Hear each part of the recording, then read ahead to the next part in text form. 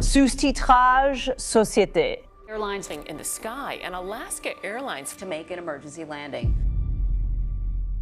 Seattle noong Enero 2024. Natanggal ang bahagi ng fuselage ng Boeing ng Alaska Airlines habang nasa ere na may 171 pasahero. Ang butas ay kasinlaki ng bintana ng sala. Paulit-ulit ipinapakita ang mga larawan kahit saan. Paano naghiwa-hiwalay ang halos bagong eroplano habang nasa himpapawid? Dahilan, 4 na bolt ang nakalimutang ikabit. Babanggitin natin ito ng mas detalyado mamaya. Sa parehong oras sa Toulouse, naitala ng Airbus ang pinakamagandang taon ng paghahatid nito. CN, dalawang magkaibang mundo. Pero paano nga ba nangyari ito sa Boeing, ang pinakamalakas na kumpanyang panghimpapawid sa kasaysayan? Paano nagawa ng isang kumpanyang nagpalipad sa sangkatauhan na makalimutan kung paano ikabit ang 4 na bolt at matalo ng isang proyektong Europeo na pinagtatawanan ng noon ng lahat? Kamusta Team Mindset? Sana ay mabuti kayong lahat. Tara, tuklasin natin ang labanan sa himpapawid. Ito ang kwento ng isang 50 taong digmaang industrial na puno ng mga pambirang ideya, pangtataksil at higit sa lahat, mga estratehikong desisyon na pawang nakakagulat. Mga Ginoo at ginang, maghanda dahil tiyak na magugulat kayo sa matutuklasan ninyo. Pwede rin ninyong pakinggan ang video bilang podcast sa lahat ng platforma. Nasa description ang link. Noong unang bahagi ng dekada, 70 parang pribado ang kalangitan. Kung airline ka at bibili ng eroplano, hindi mo na ito pinag-iisipan. Tatawag ka sa Boeing, McDonnell Douglas o Lockheed, pero Amerikano pa rin ang pinipili mo. Noong 1970, hawak ng Boeing mag-isa ang 60% ng bahagi ng pandaigdigang merkado. Kaya, noong Disyembre 18, 1970, may nangyari sa mga opisina ng ilang industrialista sa Europa. Isang pirmahan, opisyal nang itinatag ang Airbus. Medyo alanganing alyansa ito sa mga Pranses at Aleman na sinundan ng mga Espanyol. Mga taong hindi talaga nagkakasundo, nagsasalita ng iba't ibang wika at higit sa lahat ay may kanya-kanyang interes. At sa kabila nito, nagpasya pa rin silang magtulungan sa paggawa ng mga eroplano. Hindi sila sineseryoso ng Boeing at tama sila. Sa unang 6 na taon, gumagawa lang ang Airbus ng 300 na hindi na ipapadala. Bagong eroplano nakaparada dahil walang bumibili. Mula sa katapusan ng 1975 hanggang kalagitnaan ng 1977, masakit sa ulo at lalo na sa bulsa ng mga Europeo ang resulta. 18 buwang paghihirap at walang kumpirmadong order. Para sa mundo, patay na si Airbus, pero maling kalkulasyon ito na tatalakayin pa natin.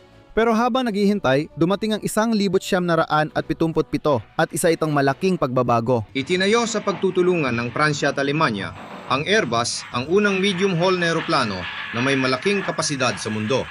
Kaya nitong magdala ng 285 hanggang 345 pasahero sa layo na 2,000 kilometro. Nag-alok ang Airbus sa Eastern Airlines, isang Amerikanong kumpanya ng kasunduang hindi matatagpuan sa inyong business manual. 4 na bagong A300 ang ipapadala ng libre para sa 6 na buwang pagsubok sa komersyal na operasyon. Pero mas nakakabaliw, walang kontrata o garantiya. Simple lang ang kasunduan, kunin, gamitin sa paglipad at kayo ang humusga. Lumagpas sa inaasahan ang resulta. Nadiskubre ng Eastern na ang A300 ay gumagamit ng hanggang 30% mas kaunting gasolina kaysa sa kanilang mga Amerikanong eroplano. Naglagay ang CEO ng kumpirmadong order para sa 23 eroplano na nagkakahalaga ng $778 milyong. Sumunod ang Pan American Airways at American Airlines. Nabigla ang Boeing. Ang mga unang order ng kakumpetensya niya ay hindi mula sa malayong bansa, kundi sa mismong pamilihang Amerikano. Merkado nila na akala ng Boeing ay di matitinag. Pero tandaan, hindi idealistikong startup ang Airbus. Isa itong makinalya ng digmaang pampulitika. Nakaligtas ang kumpanya noong simula kahit walang order dahil sinuportahan ito ng bilyon-bilyong pondo mula sa mga nagbabayad ng buwis sa Europa. Estratehiya ito ng ganap na soberanya at hayagan pa nga nilang inaako ito. 20 taon nang umaangal ang mga Amerikano ng pandaraya. Tinuligsa nila ang mga ilegal na subsidya at nagsampa ng reklamo sa pandigdigang organisasyon ng kalakalan. Medyo nakakatawa nga ito kung iisipin mo dahil kilala rin ang mga Amerikano na gumagawa ng mismong ganoon. Pero para na yan sa ibang video. Balik tayo sa mga order na dumarami sa talaan ng Airbus. Simula pa lang ito dahil may malinaw silang plano. Pagkatapos nito, babaguhin nila ang industriya magpakailanman.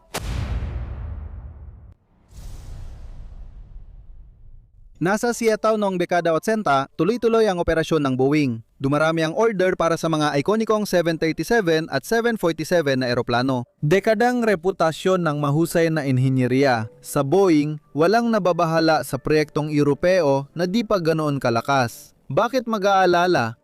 Nakabenta sila ng eroplano sa ilang kumpanyang Amerikano, pero tayo pa rin ang pinakamagaling at lamang pa rin tayo. Noong Pebrero 22, 1987, naglabas ang Airbus ng isang bagay na halos walang may inaasahan. Ako, syempre, isang malaking karangalan na makasama kayo ngayong gabi dito sa Toulouse sa okasyon ng bagong eroplano ng pamilya Airbus, ilang araw bago ang napaka-espesyal na sandali ng una nitong paglipad.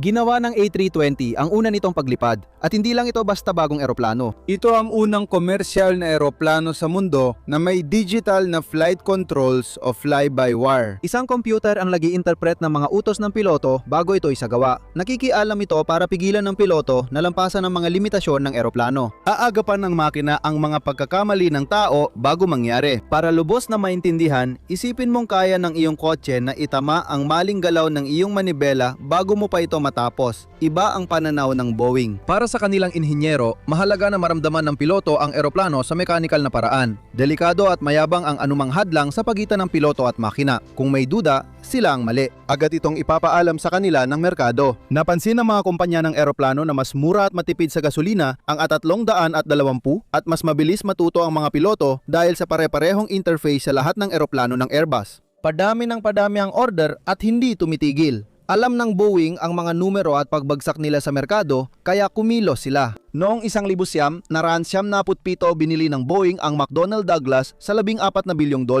Sa papel, lohikal itong konsolidasyon pagsanib ng natitirang Amerikanong kakumpetensya. Sa realidad, ito ay isang pagsasanib na hindi kailanman magiging matagumpay. Ang pamunuan pagkatapos ng pagsasanib ay pinangunahan ng mga opisyal mula sa McDonnell Douglas. Yung mga talo sa digmaang industrial ay sumama sa kampo ng nagwagi at sila pa ang namuno. Para maintindihan ang kabalintunaan, parang Apple ang bumili ng BlackBerry. Pero ang mga pinuno ng kumpanyang, Canadian pa rin ang nagdedesisyon sa estratehiya. Si Harry Stonecipher, dating CEO ng McDonnell Douglas, ang naging CEO ng Boeing matapos ang pagsasanib. Sinabi niya ng walang kaba, nais niyang pamahalaan ang Boeing bilang negosyo, hindi bilang malaking kumpanyang pang-inhinyeriya.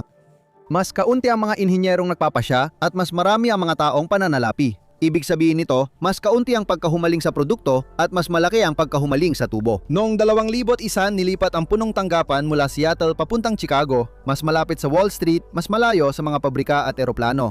Sa Seattle, ginagawa ang mga eroplano at doon nagtatrabaho ang mga ininyero. Doon makikita ang DNA ng Boeing sa loob ng isang siglo. Sa Chicago naman, naroon ang mga bangko, shareholder at analyst ng pananalapi. Hindi nito binabago paano gumawa ng eroplano ang Boeing, kundi ang kanilang pag-iisip. Sa industriyang kung saan ang isang maling desisyong pang-inhinyeriya ay maaaring kumitil ng libo-libong buhay, hindi ito simpleng paglilipat. Tahimik namang sumusulong ang A320. Nalampasan ng A320 ang Boeing 737 bilang pinakamaraming naihatid na eroplano sa kasaysayan. 12,260 na kabuuang naihatid. Ang ginawa ng 737 sa loob ng 58 taon, naabot ng A320 sa wala pang 40 taon, hindi ninakaw ng Airbus ang Corona, basta na lang inilapag ito ng Boeing sa mesa. Ngunit may tinatago pa ang kwentong ito na ayaw harapin ng Boeing. Hindi lang ito maling estratehiya o desisyon, mas malala pa. Mangyayari ito sa dalawang bahagi, direkta sa harap ng daan-daang milyong pasahero. Balikan natin ng kaunti. Noong 2011, inanunsyo ng Airbus ang A320. Pareho ang katawan nito, pero may bagong mga makina at higit sa lahat, 20% na mas kaunting konsumo ng gasolina. Ang American Airlines, na matagal ng kliyente ng Boeing, ay umorder ng 260 eroplano pero ni hindi man lang nila naisip ang Seattle. Dahil dito, nagpanik at agad kumilos ang Boeing unang beses sa ilang dekada. At hindi ito dahil sa anumang pakiramdam ng kompetisyon, kundi dahil sa isang mas malalang bagay. Takot. Ang pagdevelop ng bagong eroplano ay umaabot ng 10 hanggang 15 taon at nangangailangan ng 10 bilyong dolyar. Siyempre, ayaw ng mga shareholder marinig yan, kaya nag-iba ng desisyon ng Boeing. Sabihin ko na agad ang ending, pasensya na. Pero trahedya talaga ang naging resulta. Ginamit nila ang lumang pitong na 37 na disenyo pa noong dekada 60 kung kailan mano-mano pang sinusukat ng flight attendant ang mga bagahe. Ikakabit nila ang mas malalaking epesyenteng makina, ngunit binabago nito ang aerodinamika at lumilipat ang sentro ng grabidad ng eroplano. Sa ilang mga configuration, may tendency na tumaas ng sobra ang ilong ng eroplano. Walang problema, sabi ng mga inhinyero. Aayusin natin yan gamit ang software. Ang software na ito ay tinatawag na MCAS. Automatikong kinokontrol ng sistemang ito ang eroplano kapag masyadong tumataas ang ilong at kusa itong gumagana gamit ang isang sensor, hindi na kailangan ng piloto i-activate. Kapag pumalya ang sensor, pinapababa ng MCAS ang ilong ng eroplano. Ang problema, hindi alam ng mga piloto na may ganitong sistema. Sumakay sila sa eroplano na pinapatakbo ng sistemang hindi nila alam. Tatanungin mo, nakalimutan lang ba o mali lang? Hindi, mas nakakabaliw pa. Noong 2016, hiniling ng Boeing sa FAA, ang tagapangasiwa ng abyasyon sa Amerika, na tanggalin ang anumang pagbanggit tungkol sa MCAS sa mga manual sa paglipad. Ang tagapangasiwa na may pananagutan sa kaligtasan ng abyasyon sa bansa na may 45,000 komersyal na flight araw-araw o 16 na milyon kada taon ay pumayag na hindi alam ng mga piloto ang isang otomatikong sistemang maaaring kontrolin ng eroplano nila kahit kailan. Tatanungin mo, bakit? Siyempre, sigurado akong alam mo na ang sagot. Pera, kapag lumitaw ang MCAS sa mga manual, hihilingin ng mga airline na magkaroon ng espesyal na pagsasanay at syempre, may gastos ang pagsasanay na yon. Nangako ang Boeing sa kliyente na walang dagdag na training para sa MAX. Noong Oktubre 20, 2018 sa Jakarta, alas 6:20 ng umaga, lumipat ng normal ang Lion Air 610. Pagkalipas ng ilang minuto, bumagsak ang ilong ng eroplano. Hinila ng piloto ang manibela, bumagsak ulit. Hinila nila muli. Sa loob ng 11 minuto, paulit-ulit na pinababa ng MCAS ang ilong ng eroplano nang mahigit 20 beses agad naghanap ng manual ang co-pilot. Hindi niya alam ang nilalabanan niya dahil walang nagsabi. Alas 6:31 sinabi niya, "Bumababa ang eroplano." Sagot ng kapitan, "Ayos lang." 19 na segundo matapos, bumagsak ang eroplano sa dagat ng Java. 189 ang namatay. Alam ng Boeing ang nangyari at ito ay napatunayan ng investigasyon. Alam na nila ang depekto ng MCAS bago pa bumagsak, pero piniling wag baguhin. 5 buwan ang lumipas, bumagsak ang Ethiopian Airlines 300 at 26 na minuto matapos mag-take off. 157 pang namatay, 346, lahat ng namatay. Hindi pinayagang lumipad ang MAX ng 21 buwan, may inimbestigahang kasong kriminal at dumating ito sa Portland noong Enero 2024. Emergency kami nawalan ng pressure, kailangan bumalik. May 137 kaming pasahero. Lumipad ang Alaska Airlines 1,282 pero matapos ang 6 na minuto sa 4,000 at 500 metro natanggal ang isang fuselage panel. Nawalan ng cabin pressure at may mga bagay na nahigo palabas. Isang bata ang muntik matangay. Walang namatay dahil sa himala, walang nakaupo sa tabi ng butas. Lumabas sa investigasyon na 4 na bolt ang hindi na ibalik matapos ang pagkukumpuni sa pabrika. Hindi natin tinatalakay ang technical na pagkabigo o maling disenyo. 4 na bolt lang na walang nagbalik sa isang pabrikang halatang walang sumuri. Iyan ang bunga ng 20 taon ng mga desisyong pinansyal na ipinataw sa industriyang pang-inhinyeriya. Lalong napagdududahan ang pagiging maasahan ng Boeing 737 MAX dahil sa insidenteng ito. Masama na ang reputasyon nito matapos bumagsak noong 2018 at 2019 dahilan ng pagpapatigil ng lahat ng paglipad ng 737 MAX sa buong mundo. Pinalitan ang CEO, hindi biglaan kundi unti-unting bumaba ang disiplina. Hindi nakikitang pagluwag, sunod-sunod na decision bawat quarter hanggang natanggal ang panel sa 4,500 metro. Pero hindi dito nagtatapos ang kwento.